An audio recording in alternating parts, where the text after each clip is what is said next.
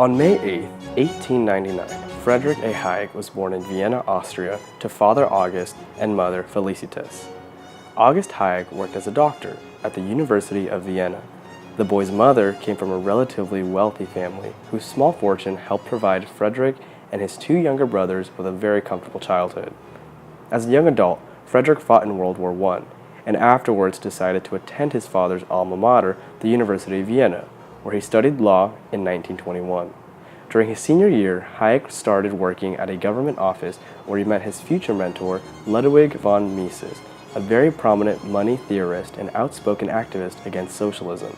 In 1932, Hayek was appointed as the Tuke Professor of Economic Science and Statistics at the London School of Economics, where he stayed for 18 years.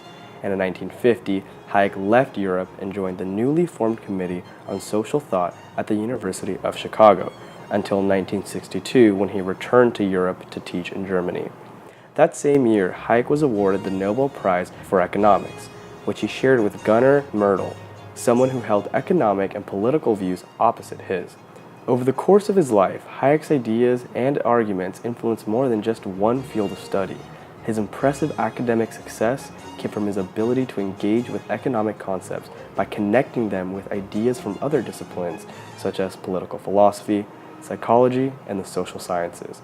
Because of this, it is not surprising that Hayek's ideas were often met with intense controversy. In 1938, Hayek entered a heated debate with English economist John Maynard Keynes over the role of money within a developed economy, which resulted in a series of books that attacked each other's arguments. As a man with a great many ideas who knew very little economics, that's literally true.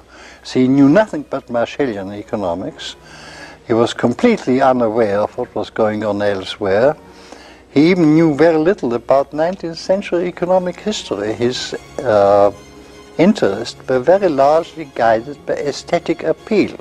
And he hated the 19th century, and therefore knew very little about it. As a member of the Austrian school of thought, Hayek was outnumbered in a profession that was dominated by Keynesian supporters. This meant that Hayek's support of fair market prices, private property rights, and free market systems was generally opposed by the majority of economists who supported socialism. However, severe stagflation in the 1980s and 1990s brought Keynesian ideals into serious question, which prompted a reassessment of Hayek's work.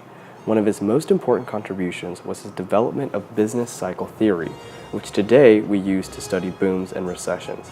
Hayek also promoted the idea that every individual in the economy has access to incomplete knowledge that differs from person to person.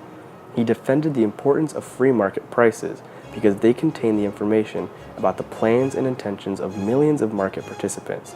However, his most important contribution was his persistent opposition to market socialism. Hayek firmly believed that central planning inhibited freedom rather than promoted it.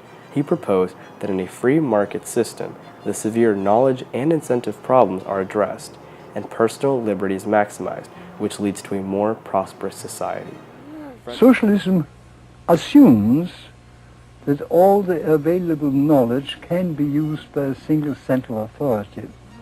It overlooks that the modern society, which I now prefer to call the extended order, which exceeds the perception of any individual mind, is based on the utilization of widely dispersed knowledge. It becomes clear that the assumption of socialism that a central authority can command all this knowledge is just not correct. Friedrich Hayek unfortunately passed away on March 23, 1992, but his influence will continue to live on for decades to come.